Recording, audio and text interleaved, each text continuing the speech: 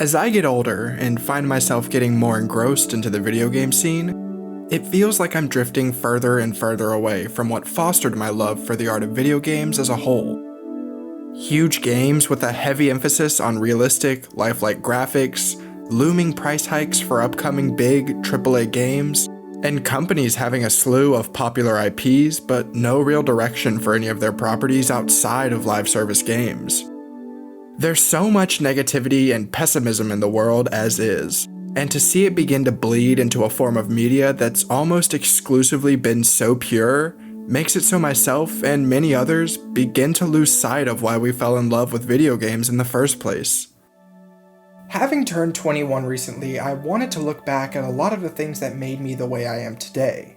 How my love for basketball and other sports started, why I'm studying computer science and statistics here at university, and why I will always love video games, not only as a form of leisure, but as an art form. I'm thankful to have grown up in a household where my parents could afford to buy me the occasional game or a new system every couple of years. And while I was gifted a Nintendo Wii and a DS that I played pretty sparingly from ages 5 to 7, it wasn't until I got my Cosmo Black Nintendo 3DS in 2011 that I really discovered how impactful this form of media could be. There's so much beyond the 3D capabilities of this console that makes it, in my opinion, Nintendo's magnum opus. From the way that users could show off their interests and passions, to the life and identity that was breathed into every aspect of the console. The 3DS became so much more than a gaming device. It was a deeply personal and immersive experience. So to help celebrate the upcoming 14th anniversary of the Nintendo 3DS, I wanted to look back not only at my time with this console, but what made it so special, and how despite the odds, it still has quite the large user base today. So join me today to look back at the launch year for one of the greatest handheld systems of all time, the Nintendo 3DS.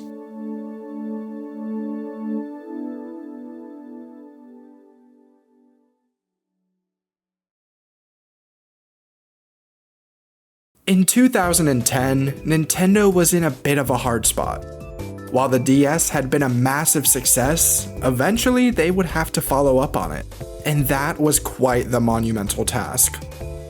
The Nintendo DSi line of consoles seemed to hold fans over pretty well. Camera functionality, an online storefront similar to that of the Wii's, and the introduction of the wildly iconic app Flipnote Studio. People were content with this console, but it never truly felt like the next step up in terms of Nintendo handheld systems. Leading up to the release of the 3DS was the surprising growth of the handheld gaming market thanks to the advancement in touchscreen phone capabilities. At this point in time, there were questions about how Nintendo would approach this new frontier with gaming. Would they tap out of making handheld consoles and focus that effort into high-quality mobile games? Would they fizzle out, not being able to rival mobile phone gaming and stick solely to home consoles? In the face of adversity and uncertainty, Nintendo revealed their next line of handheld consoles at E3 2010, the Nintendo 3DS. As the name implies, it was not only the third major rendition in the Nintendo DS line of systems, but its main selling point was the inclusion of a glasses-free stereoscopic 3D display in the top screen. While excitement for this console was palpable, with gaming outlets praising the 3D display, some even saying that this jump to stereoscopic 3D should have been done sooner, as well as the notable bump in quality and performance when compared to the DSi, there was some hesitancy about the 3DS's $250 price tag. At $250, this was the same price as the Nintendo Wii at launch, and for a new Nintendo handheld to cost as much as their last home system, as well as $100 more than its predecessor at launch, it didn't have the same launch reception as some of Nintendo's other consoles. It was hard for a lot of people to justify this price point. The 3DS launched with 16 games, 3 of them being Nintendo first-party titles. Nintendogs plus Cats, the sequel to the insanely popular DS game Nintendogs. While people claimed it to be fun and enjoyable, at the end of the day, it was a Nintendogs title, and there's only so much you can offer through it. Pilot Wings Resort, another sequel, this time taking the Pilot Wings series to Woohoo Island. And Steel Diver, a brand new submarine simulation game. It's not a bad set of games, but they weren't convincing anybody to buy a brand new $250 handheld console. With a lackluster launch lineup working against the 3DS, a lot of people held off on buying the console at launch, including me, as it wouldn't be until mid-June where my brother and I got our original 3DSs as a little hurrah for finishing the school year. Mine being the aforementioned Cosmo Black model, and his being the Aqua Blue variant. Despite a limited number of Nintendo first-party titles at launch, the 3DS came with built-in software that took advantage of all the amazing features crammed into this tiny handheld. And for a lot of people, me included, these titles really held their own until we got some more substantial games later in the year. Carried over from the DSi were the camera and sound apps. These essentially work the same way as they did on Nintendo's previous handheld, except here, you could record 3D videos thanks to the 3DS having dual outside cameras. While I never used this myself, as I didn't like to document everything and still kind of don't to this day, it was interesting to play around with when I first got the console. The sound app was just the sound app, allowing you to record and store audio that you could also mess around with using a multitude of different features. Coming bundled with the 3DS itself was a set of cards to be used with the AR games title. Here, you'd use the 3DS's built-in camera for augmented reality games that used the signature question block AR card. While the title was more of a tech demo than anything, it did have some fun games like fishing, archery, and mini golf, with terrains being built from the camera's view itself. I have such distinct memories playing this title on the floor of my grandparents' house, and it not really working due to the dim lighting. But my 7-year-old brain was blown away by this massive leap in technology. But AR games wouldn't serve as the only built-in software with augmented reality capabilities. Face Raiders was undoubtedly the more popular of the two AR titles. In Face Raiders, you take a picture of yours, or anyone else's face, which you then have to take down by moving your 3DS camera around you and shooting them out of the sky. The novelty of this game never wore off for me, as I would get some of my family members involved by snapping pictures of them to use in the game. There was even a feature where if someone's face were to be visible in the camera view while playing the game, it would snap a photo of their face to show up in the stage you're playing. It's nice to come back to play this every now and then, even today, but part of me always hoped that Nintendo would have released a one-time update to add a couple more stages to this game just for the sake of it. The two titles that everybody probably knows when they think of the 3DS is the Mii Maker and StreetPass Mii Plaza. The Mii Maker is self-explanatory, and at this time, everybody knew what Miis were thanks to the popularity of the Wii. Just like in Nintendo's iconic home console, you could create a Mii character based on anyone, but this time there was a lot more customization options, which was nice to see. Nintendo even added in a feature where you'd take a picture using the 3DS's front camera, and the Mii Maker would create a Mii based off of it. As cool as this sounds, it wasn't all that accurate, but oftentimes that made it much more entertaining. You were then able to select one of these Miis to represent your console in StreetPass Mii Plaza. If you're watching this video, you know what StreetPass is. And if you don't, I have several other videos across my channel explaining just what this feature is. In short, the 3DS was able to wirelessly connect with other 3DSs, so long as they were both powered on and in the same vicinity. The two consoles would exchange StreetPass data. This would include your Mii, a recently played title, birthday, quote, and a bunch of other small things that your console would then add to your plaza. In my 14 years of owning a 3DS, I have racked up quite a lot of Street Passes. And while a lot of them today are thanks to the homebrew app NetPass, which essentially lets you Street Pass over Wi-Fi all around the globe, I always felt a sense of pride, not only in acquiring new Miis for my plaza, but browsing the hundreds that I had accumulated from the times I would take my 3DS out in public. The Miis you collect could then be used in minigames found in the Street Pass app. While it initially started off with a puzzle piece swapping minigame where you trade puzzle pieces with the players you come across to hopefully complete these really neat 3D pictures of some of Nintendo's most iconic series, as well as an RPG where you'd use the Miis you accumulate to slay evil and eventually rescue the Monarch, which is just you. Eventually, Nintendo would release more Street Pass games as paid DLC, but none of them really stuck with me truthfully. Street Pass has become a big topic in recent years. Since the 3DS is now defunct, a lot of content creators have a renewed interest in the console and seeing just how many people they can pass by in public and hopefully get a new Street Pass. Along with these pre-installed games was the first iteration of the Nintendo eShop. Now, the eShop wasn't available at launch, only being accessible after a software update pushed out on June 6, 2011. Alongside the sale of 3DS titles and applications was the continuation of Virtual Console games, a product first introduced on the Nintendo Wii. Although now, handheld titles get their time to shine on Virtual Console, with Game Boy, Game Boy Color, and even Sega Game Gear games getting the opportunity to be bought and played by 3DS users. I'm always gonna have a soft spot for the 3DS eShop.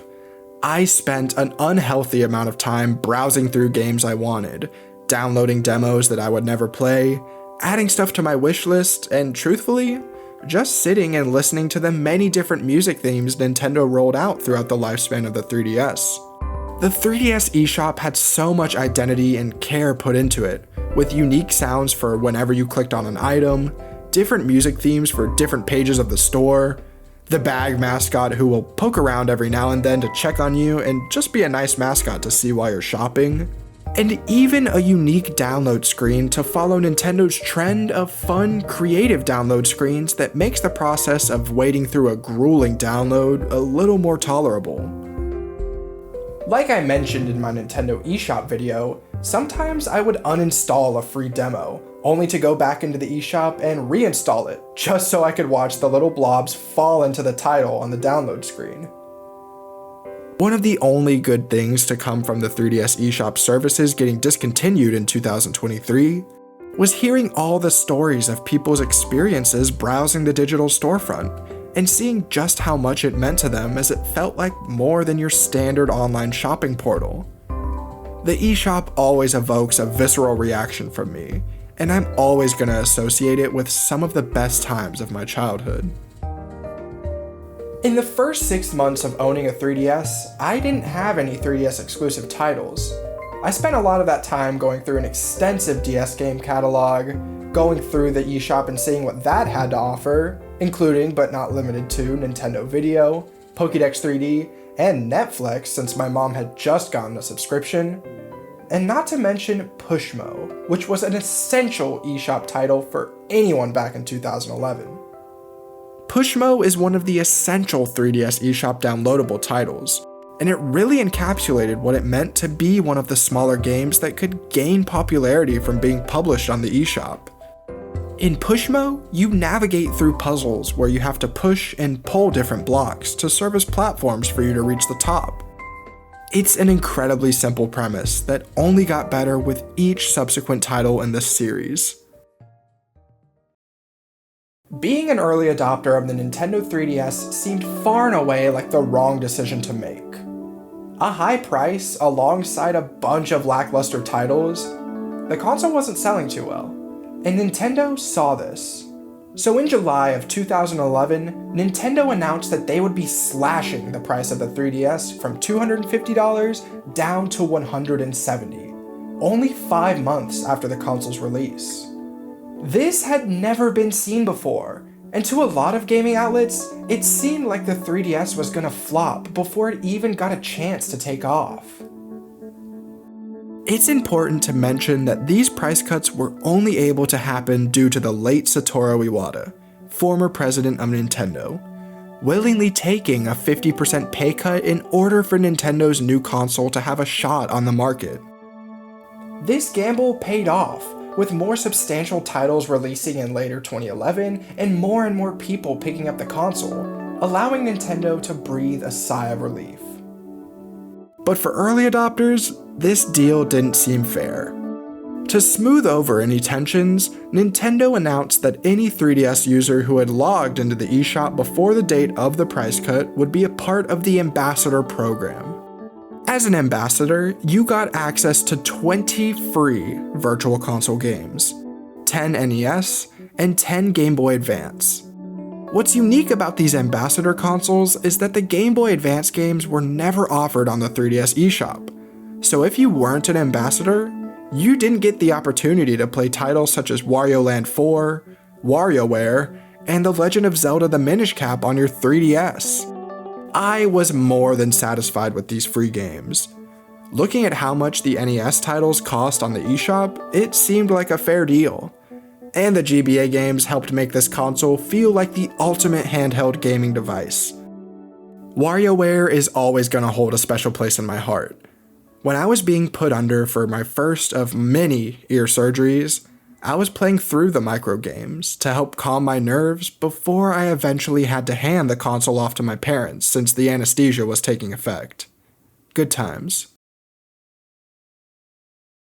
It wouldn't be until mine and my brother's birthdays in January where we would receive our first 3DS games from our grandparents, since the two of us had been begging for some of the new games that had been released in the latter half of 2011. Being a huge Sonic fan since I came out of the womb, I of course asked for the recently released Sonic Generations. I had and still have a lot of fun with this game. Being developed by Dimps, it continues a lot of their level design philosophy that worked out so well for them in the Sonic Rush trilogy of games. I'm not ashamed to admit that I have over 90 hours in this game. A lot of that time figuring out how to speedrun each of these levels before I even really knew what speedrunning was. Now, the second game I received had a lot more of an impact on me. It served as the introduction to what is now one of my favorite gaming franchises of all time, The Legend of Zelda. Ocarina of Time 3D had a lot of people excited. I mean, for one of, if not the greatest game of all time to be remastered and released on a handheld console, and for it to look this good is incredible. Even today, I'm astounded by how Nintendo and Grezzo were able to faithfully adapt such a beloved game to a handheld console of all things. While the game itself didn't offer anything new outside of gyro controls for aiming, and the Master Mode being included in the game, its quality of life improvements and portability more than made it the premier way to play through one of the best Zelda games of all time. And play through it I did. I couldn't even begin to count the number of times I've completed this game since I first received it back in 2012. I've put over 470 combined hours into it across my multiple 3DS consoles. I even still have my original copy from 2012, anniversary booklet and all. This game just felt so unique to me as a kid, and at that point, I hadn't really played any games that encouraged exploration. I spent so much time running through Hyrule Field, collecting Skulltulas and heart pieces, refighting bosses, and even trying out some of the glitches that Grezzo purposefully kept in the game since they didn't hurt anyone. I try to make it a point to replay this game once a year, as it's on the short list of games that helped solidify my love for gaming as a whole. And the space I hold for it in my heart could never be surpassed, even if I love a handful of titles more than it. My brother, on the other hand, received two titles that essentially saved the 3DS. While Ocarina of Time 3D and Star Fox 64 3D did a good job of convincing some people to pick up the console, They were remakes after all, and not everybody is gonna want to play a game that they had already beaten before. One of the most anticipated titles for the 3DS was a brand new 3D Mario platformer, Super Mario 3D Land. This game got people's attention. A high-quality, original 3D Mario game designed with a handheld's features in mind? This game practically justified the use of stereoscopic 3D through the use of its perspective puzzles. Every level was designed to be completed in a short amount of time, since you're on a handheld console after all. But it never sacrifices fun or creativity, with these levels being full of interesting gimmicks that never overstay their welcome. It's a nice stroke of originality from the rest of the series in terms of how the levels are designed and approached. People praised the amount of content shoved into this game, with 8 main worlds alongside 8 special worlds with about 5 levels in each. This game also served as an introduction to the difficult, secret final level that served as a reward for collecting everything there is to collect in the game. It's difficult to follow up on a title like Super Mario Galaxy. While 3D Land wasn't on the Wii, it did serve as the next mainline 3D Mario game. Despite not doing anything groundbreaking for the Mario series, this was just a fun game, and Nintendo went all out to try and promote it. Like I mentioned in my Nintendo Times Square video, they ran special promotions with Toys R Us and built an entire interactive playground based on a level from the game.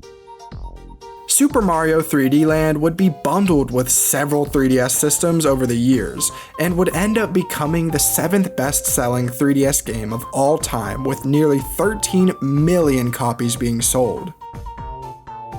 Although the game was my brother's, I spent a lot of time with it.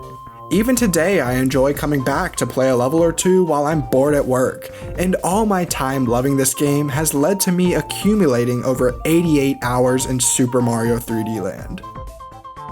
Exploration was so fun and rewarding in this game. The levels are designed like little terrariums or sandboxes where there's a central gimmick or two that the level revolves around before being swapped for a different one in the next level. I'd be really interested to see what went into development, as this is the perfect sized game to be hosted on a handheld console. 2011 also saw the release of the most popular 3DS game, Mario Kart 7. Of course, I wasn't smart enough to ask for it myself, but I was able to play it whenever my brother wasn't, so it was a win-win. Mario Kart 7's big new features were the customizable karts and the ability to glide and drive underwater. I remember leading into the release, tons of people were speculating as to how these tracks could look like with all these new possibilities. Mario Kart 7 was really the game to have on the 3DS, as any Mario Kart game is. And Nintendo knew this. Up until the 3DS's discontinuation, they continued to bundle Mario Kart 7, a game released in the first year of the console's life, with their 3DS handhelds. While it wasn't as groundbreaking as Mario Kart Wii with its new motion controls, it was a really solid, fun Mario Kart game that also served as one of the first and most significant titles to utilize online multiplayer. Across my 7 3DSs, I racked up over 163 hours total on this game. And I wouldn't even say that I'm the biggest Mario Kart fan. It was so easy to pick up and play maybe a couple of online races, get my butt kicked, and put it back down. Some of the strongest memories I have of this game are playing the local multiplayer mode with my brother, since in that mode, anybody who doesn't own the console was relegated to playing as Shy Guy. It's not surprising why Nintendo chose to dangle this game over our heads for the lifespan of the 3DS, because it's still popular today with homebrew and modding efforts being seen in CTGP7, one of the best things you can mod to your 3DS. Like everybody, I had problems with the game's peculiar roster. Wiggler and Queen Bee? Not my first choices, but alright. For every year I spent with the 3DS, I have a distinct memory of playing Mario Kart 7. Even though it might not be the best or most groundbreaking game in the series, it'll always hold a special place in my heart, thanks to how closely I associate it with some of the most formative years of my life. 2011 was a pretty decent launch year for the Nintendo 3DS. While there were some questions about the shoddy titles at launch and the console's original high price point, Nintendo eventually righted the ship, and it seemed like they were going in the right direction. Incredibly fun and technically impressive games like Super Mario 3D Land, Mario Kart 7, which was the first real online game for the console, Ocarina of Time 3D, and Star Fox 3D showed off the technical abilities of the console by taking games that people already knew and loved and upgraded them, making them the ideal way to play these games. Some other supplemental titles would also release this year to help bolster the console's year one library. Sonic Generations, Pokemon Rumble Blast, Shin Megami Tensei Devil Survivor Overclocked, yes, that mention was for you, Voyan. Even Skylanders, which was taking off that year. On top of all these 3DS games, I spent a lot of time playing through some of the Virtual Console and eShop titles that were released this year. Although I never completed it, Super Mario Land was always a nice pick up and play title, even if the difficulty constantly stumped me. For the early adopters of the 3DS, we were also able to download The Legend of Zelda 4 Swords Anniversary Edition, which was quickly taken off the eShop. I sure spent a lot of time with this. The 3DS was in a good place going forward, and with strong internet capabilities, a growing community, support from a multitude of third-party developers, and several big-name titles that were to be released within the following 2 years, so long as Nintendo didn't screw things over, it was looking like the 3DS would be in for a long and successful lifetime.